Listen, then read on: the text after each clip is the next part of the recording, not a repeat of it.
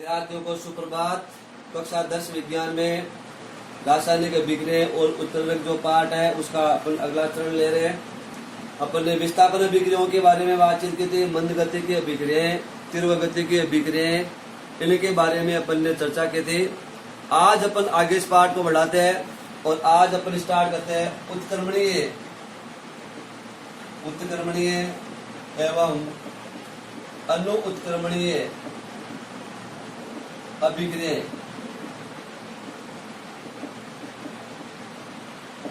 हमने उत्क्रमणीय और अनुत्क्रमणीय अभिक्रियाओं की परिभाषा पूर्व में ले ली थी, जहाँ पे रासायनिक समीकरण की अपन ने चर्चा की थी।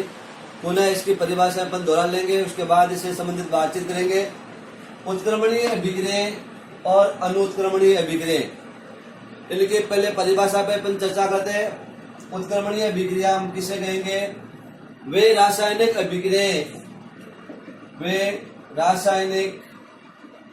अभिक्रियाएं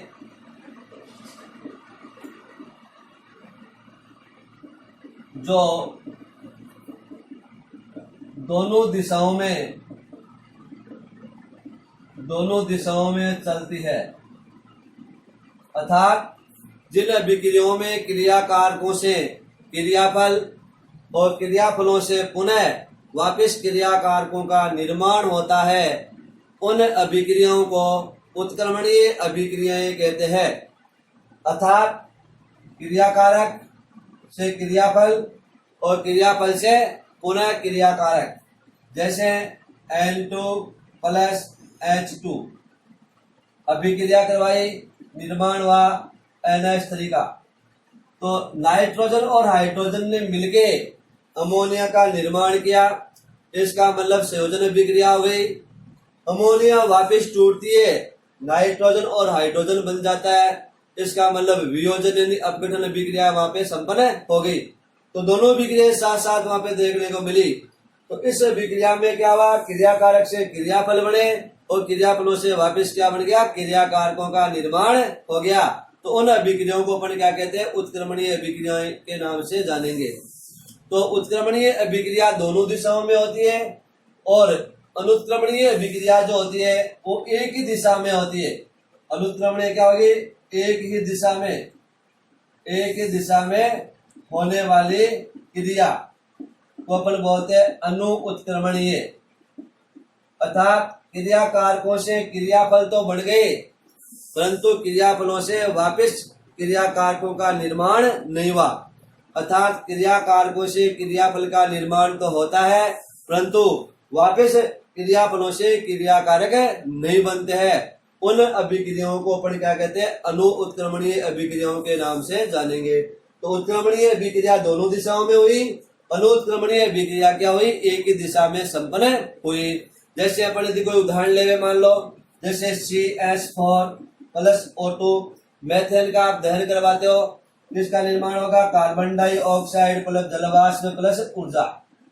कार्बन डाइऑक्साइड बने, जल की भाप बने और साथ में क्या बने? ऊर्जा हमें क्या हुई? प्राप्त हुई। तो इस प्रकार की अभिक्रिया क्या कहलाएगी? अनु उत्क्रमणीय अभिक्रिया कहलाएगी। ये एक ही दिशा में संपन्न हो रही है, दोनों दिशाओं में संपन्न नहीं होती।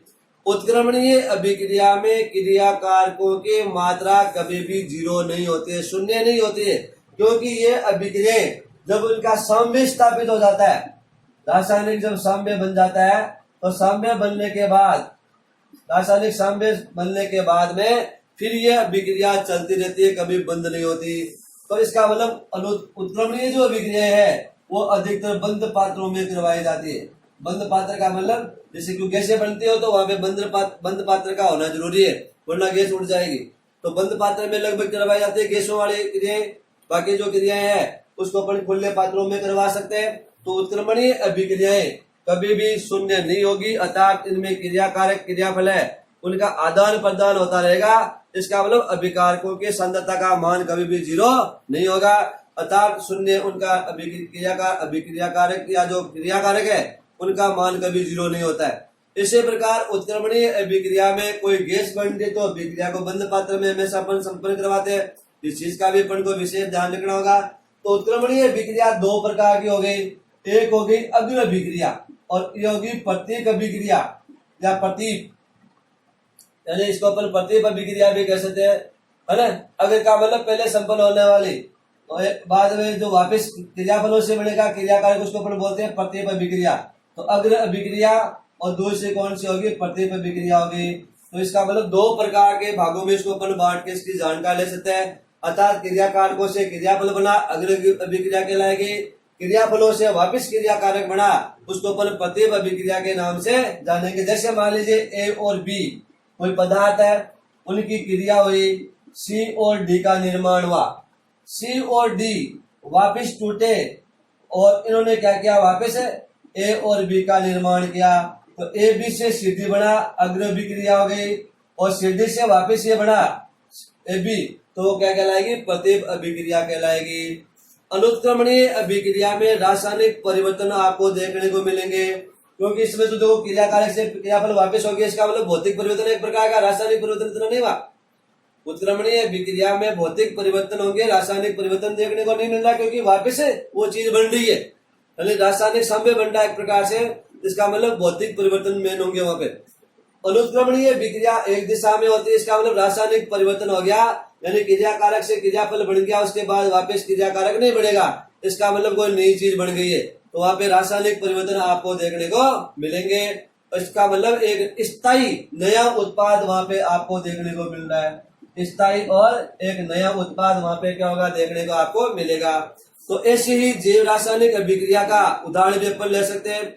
जैसे हमारा जो रक्त होता है, रक्त में होता है हीमोग्लोबिन, तो हीमोग्लोबिन द्वारा कार्बन डाइऑक्साइड और ऑक्सीजन का जो वहन होता है O2 CO2, यानी हीमोग्लोबिन द्वारा O2 और CO2 का जो आदान प्रदान होता है वो एक प्रकार की जैविक क्रिया है।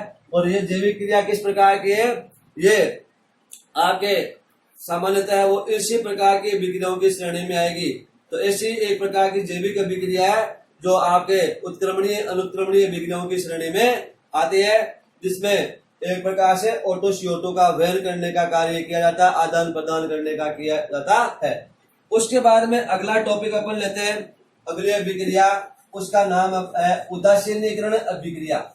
उदासीनीकरण का मतलब होता है उदासीन, यानी लास्ट में जो पदार्थ बना हुआ कैसा है, उदासीन है।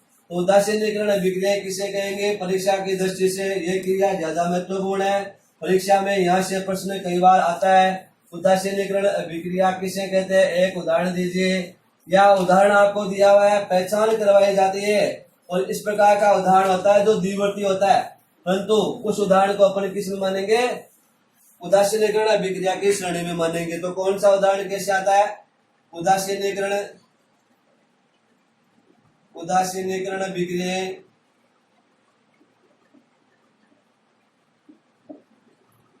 वे रासायनिक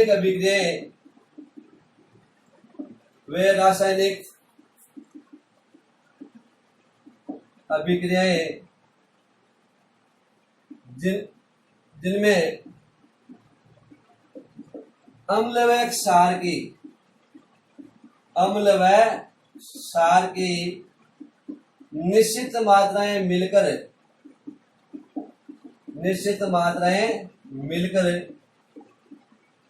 लवण व मिलकर क्या करेंगे, लवण और जल का निर्माण करेंगे। किसका निर्माण करेंगे, लवण और जल। तो अम्ल क्षार के निश्चित मात्राएं मिलकर लवण व जल बनाती हो, तो वो अभिक्रिया क्या कहलाएगी, उदासीनीकरण अभिक्रिया कहलाएगी। अर्थात जिनमें लवणों के साथ में क्या बनता है, जल बनता है।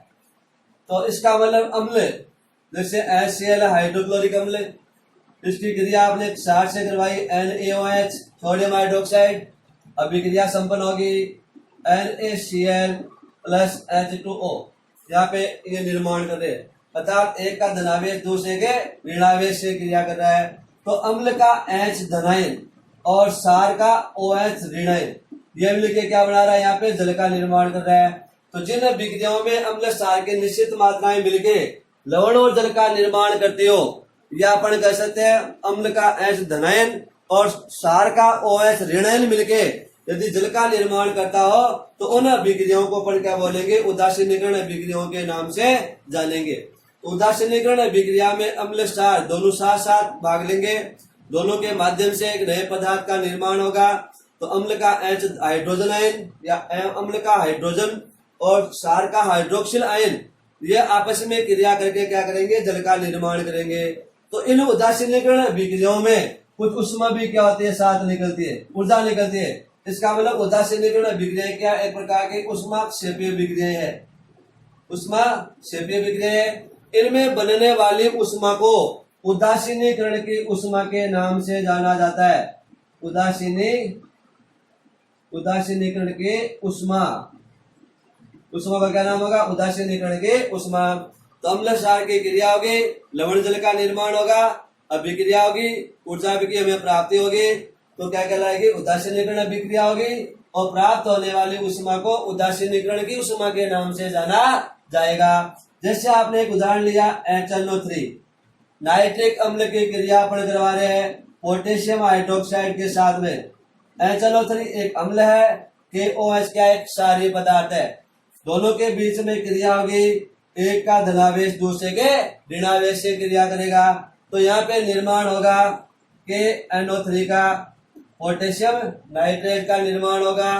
पोटेशियम नाइट्रेट के साथ में यहाँ पे क्या बनेगा, जल बनेगा H2O, इसका मतलब इसका OH और इसका एक H, ये निकल गया बाहर।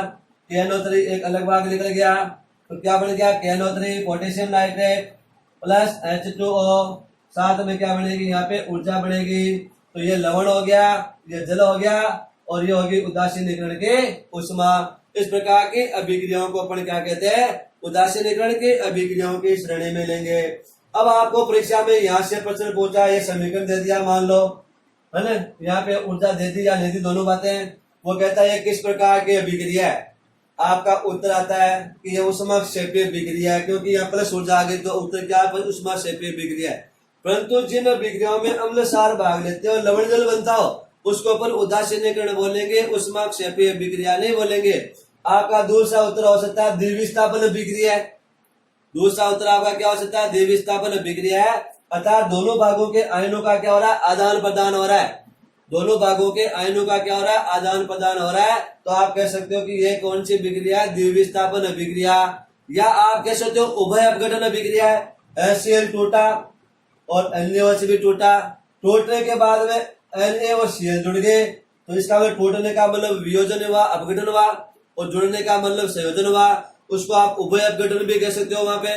तो इसका मतलब ये उभय अपघटन का उदाहरण नहीं है, ये उष्मा क्षेपी का उदाहरण नहीं है, ये द्विविस्थापन का उदाहरण नहीं है। ये उदाहरण किसका, उदासीनीकरण का माना जाएगा, क्योंकि जल और लवण बनता है, अम्ल क्षार भाग लेंगे, तो वो अभिक्रिया हमेशा कौन सी होगी, उदासीनीकरण अभिक्रिया की श्रेणी में आएगी। तो इस प्रकार का प्रश्न यहाँ से आता है। बोर्ड परीक्षा में उदासीनीकरण का प्रश्न ज्यादा देखने को मिलता है, क्योंकि बच्चे जो है इसमें अलग अलग प्रकार के विचार व्यक्त कर सकते हैं अपने, कि यह फलानी अभिक्रिया है, ये अभिक्रिया है, और उनका उत्तर सटीक नहीं आता है। इस प्रकार का प्रश्न आने की संभावना ज्यादा होती है। और इस पाठ में से ये प्रश्न उदासीनीकरण वाला जो है वो बार बार आ चुका है। परिभाषा इसकी पूछी जाती है कि उदासीनीकरण अभिक्रिया किसे कहते हैं, एक उदाहरण दीजिए, या HCl प्लस NaOH वाला उदाहरण दिया हुआ है और आपको पूछ लिया गया कि ये किस प्रकार के अभिक्रिया है। इसका मतलब 1 नंबर वाले प्रश्न में यहाँ से यह प्रश्न आपको ज्यादा पूछा जाता है। उसके बाद में अपन अगला टॉपिक लेते हैं, उष्मा क्षेपी व उष्मा शोषी अभिक्रियाएं। परीक्षा की दृष्टि से ये टॉपिक सदाबहार है। कुछ टॉपिक जो होते हैं जो सदाबहार होते हैं, जैसे बोर्ड में आ भी गया तो वापस रिपीट हो जाता है, ऐसे टॉपिकों को सदाबहार टॉपिक कहते हैं। जैसे पहले एक ट्रांसफार्मर टॉपिक था 10th में किसी जमाने में, वो सदाबहार था। इसी प्रकार प्रत्यावर्ती दिष्ट धारा जनित्र विद्युत जनित्र का टॉपिक है, सदाबहार टॉपिक है। इसी प्रकार आपके श्रेणी क्रम समानांतर क्रम टॉपिक है, सदाबहार टाइप के टॉपिक है। इसी प्रकार साबुन अपमार्जक का जो टॉपिक है बहुत महत्वपूर्ण टॉपिक है, वो भी अपने आप में सदाबहार टॉपिक है। इसी प्रकार से उष्मा क्षेपी और उष्मा शोषी का टॉपिक भी कैसा है, सदाबहार है। और एक है ऑक्सीकरण अपचन, वो भी अपने आप में क्या होगा, सदाबहार टॉपिकों की श्रेणी में होगा। तो अगला टॉपिक है उष्मा क्षेपी एवं उष्मा शोषी अभिक्रिया। उष्माक्षेपी एवं उष्मा शोषी अभिक्रिया। सबसे पहले लेते हैं इसके पर परिभाषा। किसे कहते हैं? उष्माक्षेपी अभिक्रियाएं वे रासायनिक अभिक्रियाएं जिनमें उष्मा का उत्सर्जन होता हो, अर्थात जिनमें उष्मा का उत्सर्जन होता है, अर्थात जिन रासायनिक अभिक्रियाओं में हमें उष्मा प्राप्त होती है, अर्थात उस अभिक्रिया में से उष्मा क्या हो रही है? बाहर निकल के आ रही है। इसका मतलब बाहर निकल के आएगी तो हमें उष्मा क्या होगी? प्राप्त होगी। जैसे N2 + 3H2 तीर का चिन्ह 2NH3 + 93.71 किलो जूल ऊर्जा हमें क्या होगी? प्राप्त होगी। तो यहाँ पे देखिए प्लस ऊर्जा दिखी है, तो प्लस का निशान यदि आता है इसका मतलब अभिक्रिया कैसी है? उष्माक्षेपी है। यदि यहाँ पे चिन्ह माइनस का आता है समीकरण में तो उस अभिक्रिया कैसी है? उष्मा शोषी अभिक्रिया है। उष्मा शोषी में क्या होगा? उष्मा शोषी अभिक्रिया में क्या होगा? वे रासायनिक अभिक्रिया जिनमें उष्मा का अवशोषण होता है, जिनमें उष्मा का अवशोषण होता है, अर्थात जो रासायनिक पदार्थ क्रिया करेंगे वो अपने खुद के लिए क्या कर लेंगे? उष्मा जेब में डाल लेंगे लेके। इसका मतलब हमारे जेब से उष्मा क्या हुई? गई। जेब से उष्मा गई तो उष्मा शोषी, और जेब में उष्मा आई तो उष्मा क्षेपी। इसका मतलब जैसे मान लीजिए आपने एक ली परत नली, क्या लिया आपने? एक परत नली ले ली। परत नली में आपने भर लिया पानी भर लिया। ये दूसरी परत नली ले लिया आपने, इसमें भी क्या भर लिया आपने? पानी भर लिया। इस परत नली में पहले वाली में आपने डाला नौसादर। क्या डाला? नौसादर डाला। इसमें आपने डाला NaOH कास्टिक सोडा डाला। 2-4-5 मिनट के बाद में आप देखते हो जैसे आपने पहले डाला, पानी का तापमान आपने नोट कर लिया, मान लीजिए जो भी तापमान है, या आपने परत नली पे हाथ लगा के देख लिया क्योंकि प्लास्टिक कांच की है, हाथ से स्पर्श से मालूम चल जाएगा कि ठंडा या गर्म है। अब आप 5 मिनट बाद में ये डालने के बाद देखते हो तो जिसमें नौसादर डाला उसका पानी कैसा हो गया? ठंडा हो गया। और ये पानी कैसा हो गया? गर्म हो गया। तो गर्म होने का मतलब पानी में उष्मा आई। पानी में उष्मा कहाँ से आई? NaOH से जब क्रिया हुई पानी की, उसके कारण से उष्मा यहाँ पे बनी। इसी प्रकार नौसादर जो था उसने पानी में घुलने के लिए पानी का तापमान अपने अंदर ग्रहण कर लिया तो उष्मा पानी से गई। इसका मतलब ठंडा हुआ पानी। तो जिनमें कोई विलयन ठंडा होता है इसका मतलब उष्मा शोषी अभिक्रिया है, और जिनमें कोई चीज गर्म होती है इसका मतलब उष्माक्षेपी अभिक्रिया है।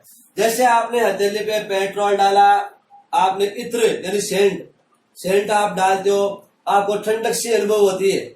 पर्टिकुलरली या हाथ के ऊपर आपने पेट्रोल डालते हो, पेट्रोल डालने के पश्चात आप देखते हो हथेली क्या होती है? ठंडी हो जाती है, और पेट्रोल हाथ में से क्या होता है? गायब हो जाता है। पेट्रोल हवा में उड़ गया। पेट्रोल को उड़ाने के लिए उष्मा कहाँ से आई? आपकी हथेली से आई। कहाँ से आई? हमारी हथेली से आई। हथेली ठंडी महसूस होगी। इसका मतलब यहाँ पे से उष्मा जब गई, उष्मा जाने के कारण से यहाँ पे हमें ठंड का अनुभव होता है। तो जिन रासायनिक अभिक्रियाओं में उष्मा जो है वो यदि हमें प्राप्त होती है तो उष्मा क्या कहलाएगी? वो उष्मा क्या कहलाएगी?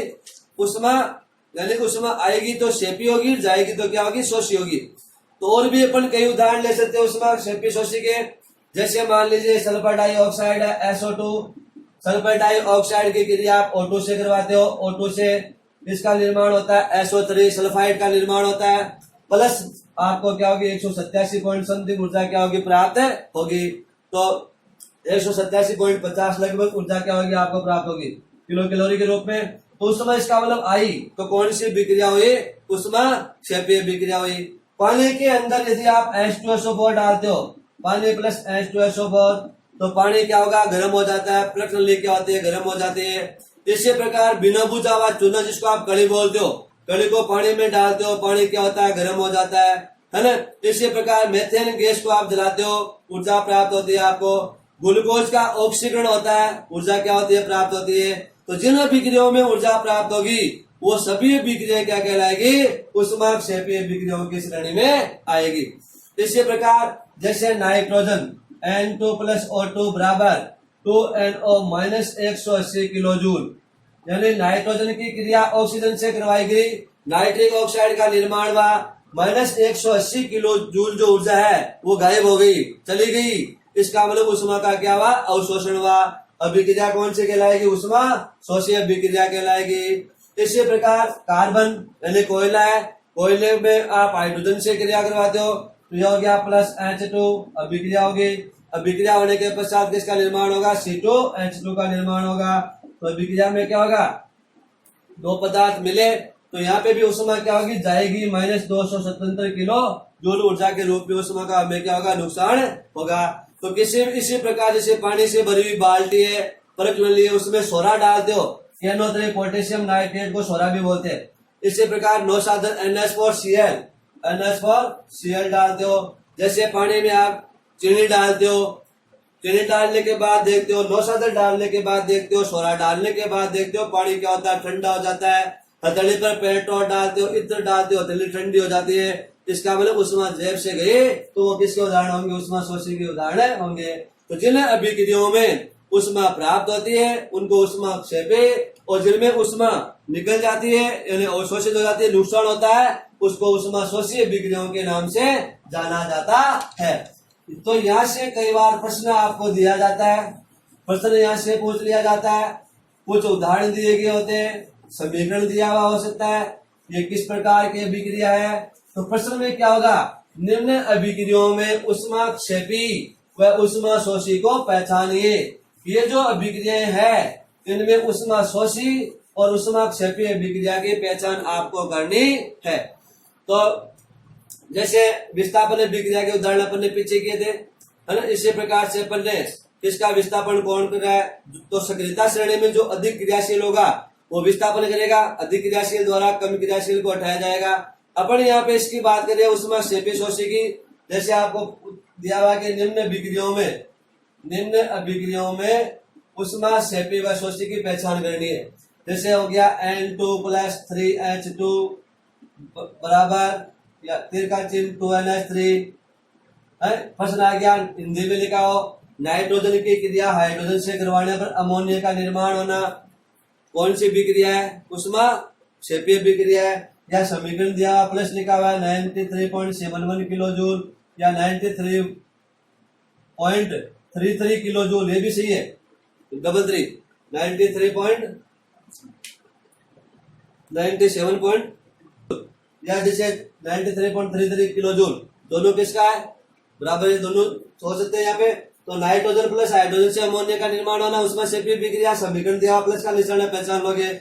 यह प्रश्न में ऐसे आ गया कि एक प्रणाली में पानी है, पानी में फलानी चीज डाली, डालने पर प्रणाली का गर्म होना उष्माक्षेपी, प्रणाली का ठंडा होना उष्मा शोषी।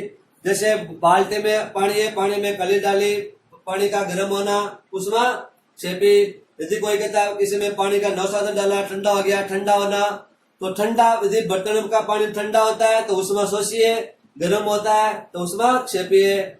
या किसी भी चीज में कोई गर्म हो रहा है तो उष्माक्षेपी है, और ठंडी होने का मतलब उष्मा शोषी अभिक्रिया है। इस प्रकार से इन अभिक्रियाओं के प्रश्न आपको परीक्षा में कई बार दिए जा सकते हैं। बाकी का टॉपिक जो अगला है वो अपन लेंगे कल। आज के लिए इतना ही काफी। ओके।